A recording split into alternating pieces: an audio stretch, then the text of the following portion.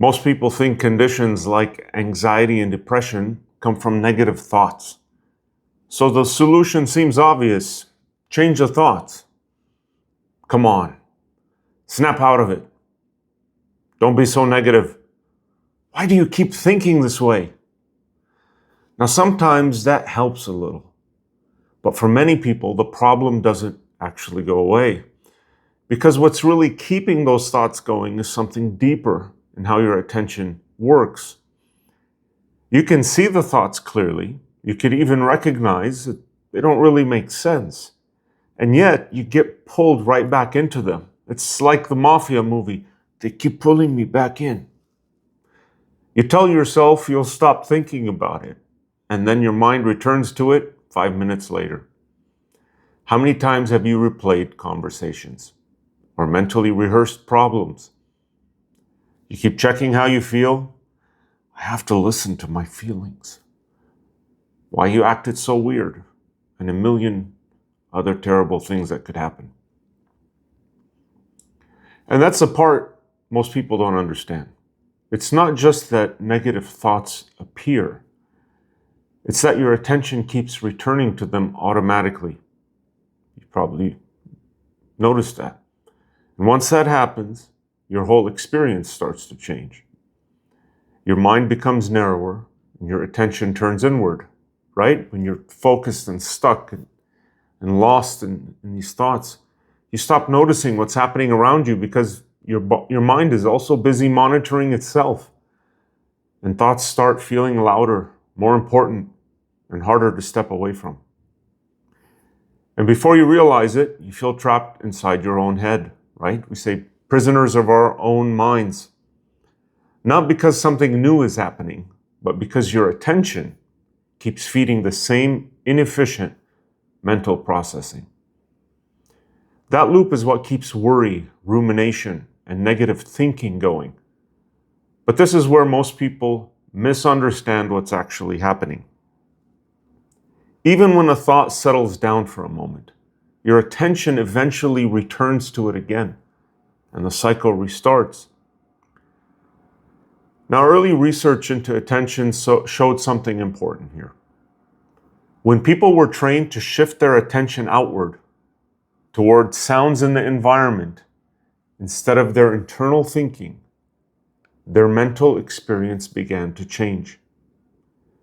Not because thoughts disappeared, but because their attention stopped locking onto them in the same automatic way. It's amazing. Think about that. We're not talking about, visual, talking about auditory. And that distinction matters because the real issue is not just what shows up in your mind. It's what your attention keeps selecting, feeding, and returning to over and over again. Now, this is where attention training comes in. The goal is not to control every thought you have, and it's not about forcing yourself to think positive. It's about changing something more fundamental, your ability to decide where your attention goes next. Makes sense, right? Right now, a thought can appear and pull you in immediately. You don't choose it. It just happens. And suddenly you're inside the thought, analyzing it, reacting to it, following it into another thought, and then another. And before long, your attention is completely absorbed. See, attention training works on changing that pattern.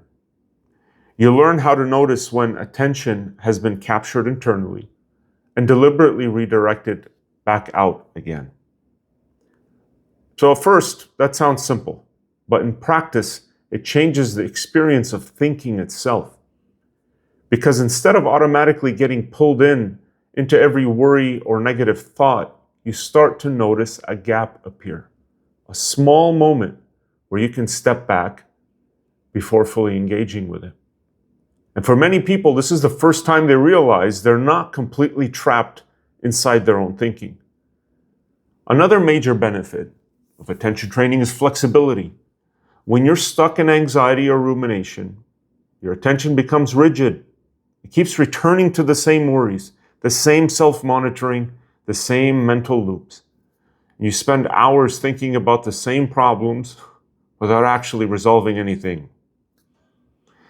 That's mentally exhausting because your attention never fully releases from the material. Attention training works on loosening that rigidity. You practice holding your attention externally, and you practice shifting it deliberately.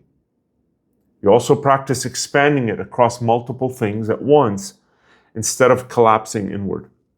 And over time, that starts carrying over into your everyday life. So the next time a worry appears, it doesn't automatically consume your entire mental space. You don't get pulled in as easily anymore. And you notice the thoughts earlier.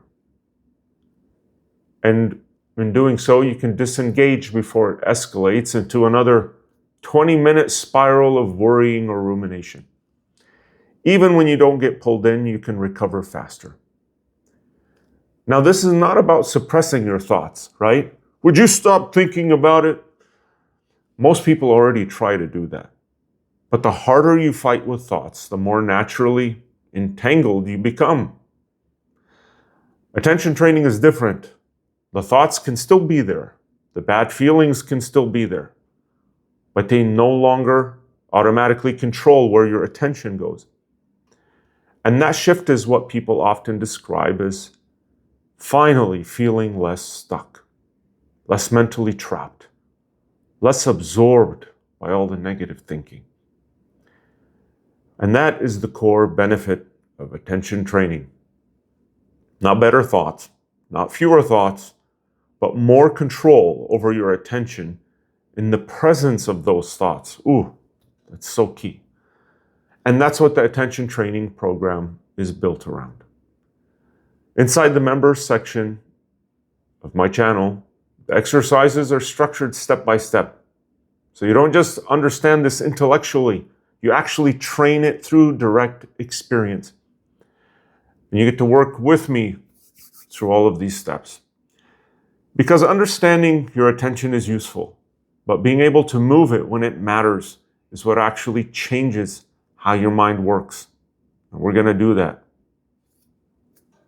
See you in the member section.